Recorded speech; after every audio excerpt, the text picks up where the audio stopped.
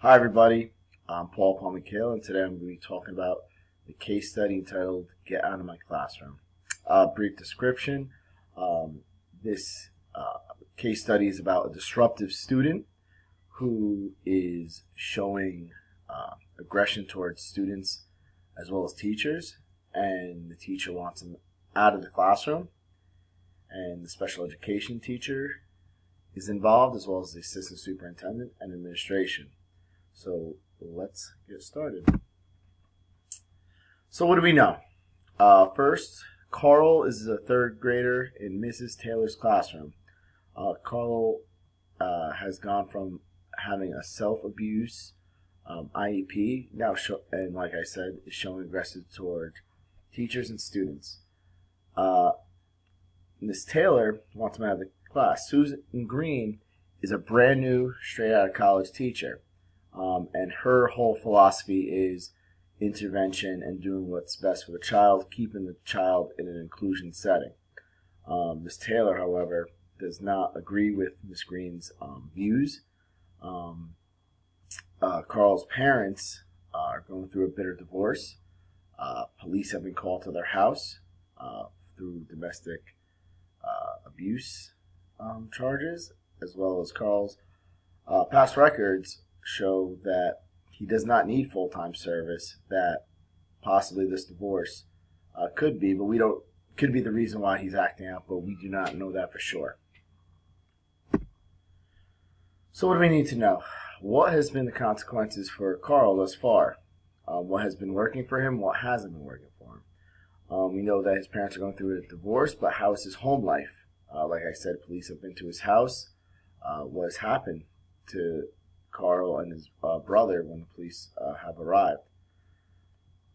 Also, are there certain triggers that Miss Taylor might be pursuing without even realizing it that may be setting Carl off? And can we find out what those triggers are to limit that? When was Carl's last IEP meeting to update his records?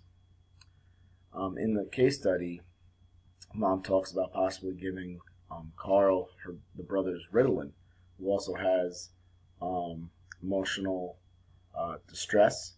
But is he taking the Ritalin for that? So why is the brother taking Ritalin? Is a question that I would want to know why. In the story, you'll see too, the parents aren't really on the same page at all.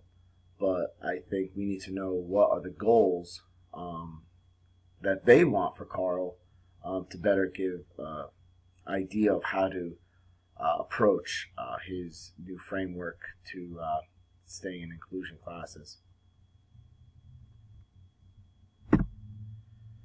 So, the 5 main problems I identified was Carl is becoming emotionally unstable, which is causing him to lash out at teachers, throwing rocks from a bus at teachers as they're walking, also becoming very hostile to all of the students. So that is a major problem because now it becomes a safety concern to the people of the school. Also that Carl has had self-abusive tendencies to himself, so even though he's acting out towards others, is he also hurting himself as well? It's something that I identified that we need to keep an eye on. Another problem is just the utter disregard or care it seemed like that the parents really have for Carl. They seem to be worried about their own personal agendas and don't really, I don't want to say maybe care, but Carl's interactions in school are the least of their worries right now.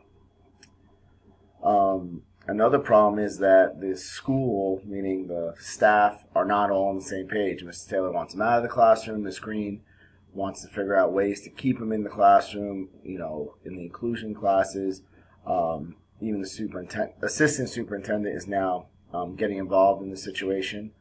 And there seems to be no plan right now for Carl. Carl seems like a lost child that is going through the system, and there's no rhyme or reason to really help this child.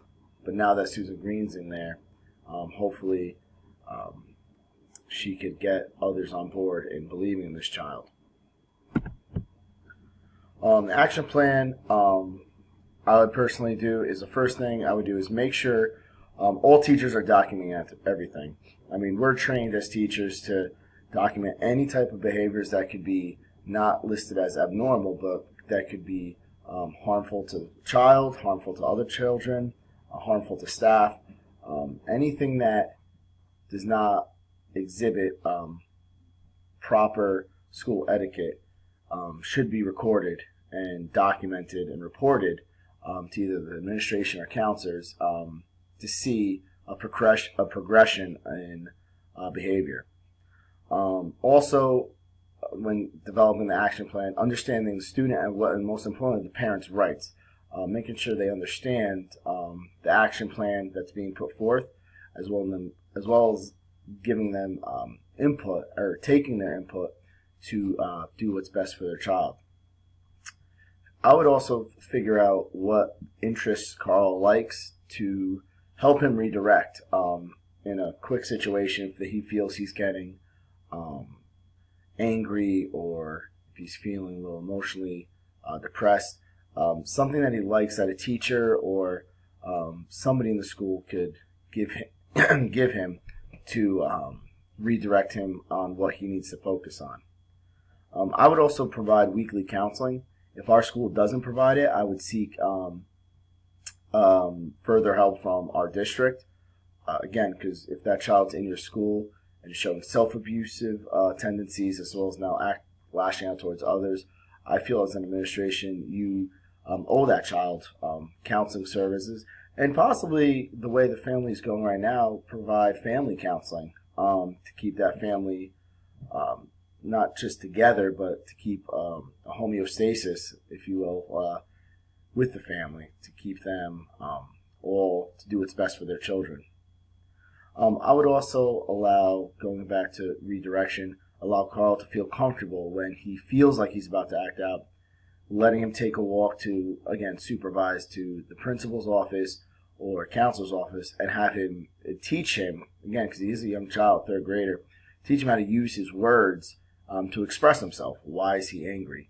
And also I would set realistic goals, weekly goals, daily goals, simple goals to give him the confidence that he needs to excel in school.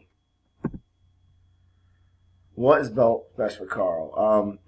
I think as a school, what's best for Carl is making sure that he knows that he is welcomed in the school, that he's a part of the school, and that we're very happy as a school to have a kid like Carl in our school.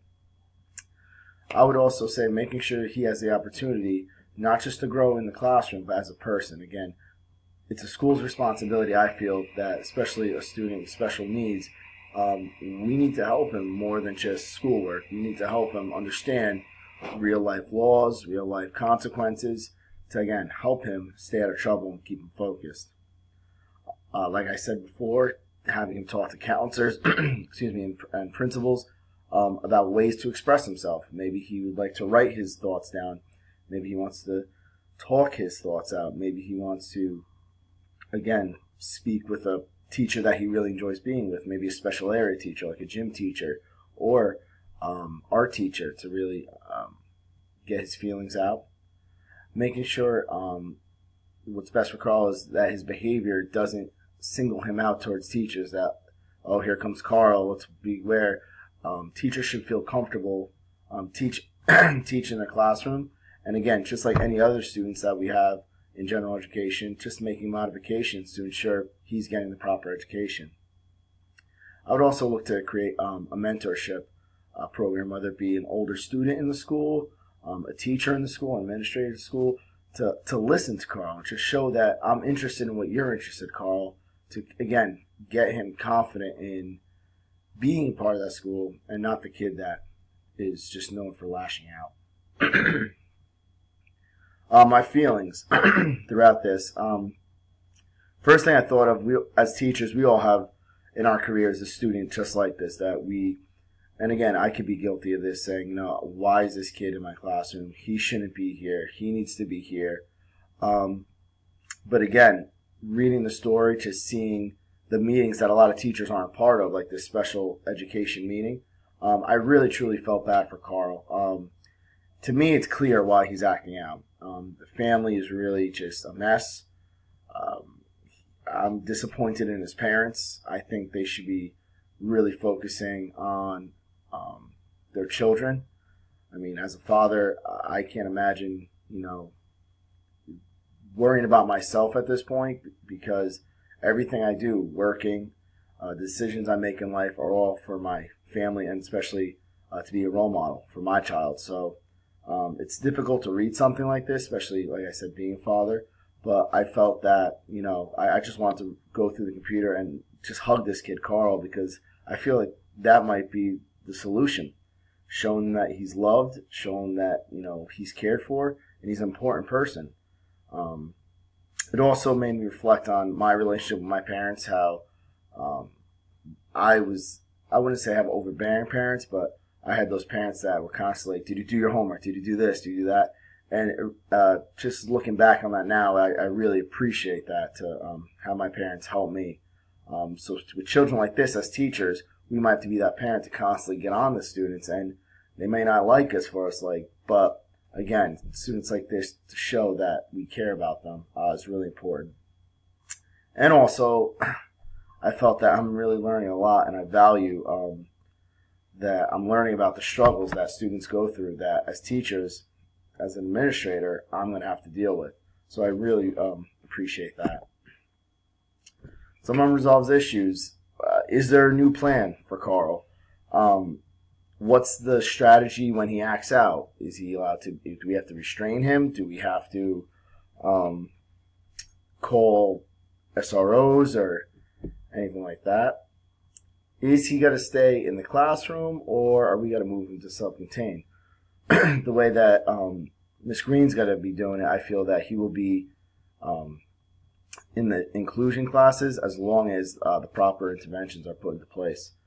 There was no thoughts on the assistant superintendent's ideas and views of, or opinions of this matter, so I was very curious about that. And we don't know why the main reason. I mean, me reading the story, I can easily say it's the parents, but is he having problems with his brother? Is he, just not getting along with people at school? Those are some of the things we just do not know. Me as an educational leader, the main thing I will do is focus on making sure my students will have the academic success by putting them in the proper classrooms. No matter what disability they have, I will put them in a classroom where hopefully with the help of the staff, parents, and community, that when I put this child in this classroom, they will be successful. Again, there's situations where we have fifth grade classes, and you may have this student in this homeroom for the first mark period, and they're struggling, they're not getting along with students. You might have to switch that student into another classroom, homeroom, switch classes, and then if that student is still struggling, then we can start talking about interventions. Okay, well, we moved them twice, maybe 3 times. It's a good way to also parents understand that as a school, we're trying to do everything we can to make sure their child is given the best education possible. The students' well-being is extremely important. As an administrator, the safety of everybody in that school is your responsibility. So when it comes to the safety and well-being of, not just safety, but the well-being of every student, is putting safety before any type of education, any type of situation. If a child, like Carl, does act out, or he's maybe throwing rocks, or he's in a state where he needs to be contained, it's important that there's protocols of how to handle those situations. Also, to enhance instructional capability, assessing their grades, state assessments, student behaviors, as well as putting them in the proper setting to make sure they succeed, like I said before. These are 3 quotes that I feel as an administrator and teachers that really hit home to students with special needs. And my favorite one was the last one by Franklin. Tell me and I forget, teach me and I remember, involve me and I learn. Making sure all our students are involved in the school, making them feel good, is the #1 priority. I hope you enjoyed this, and thank you.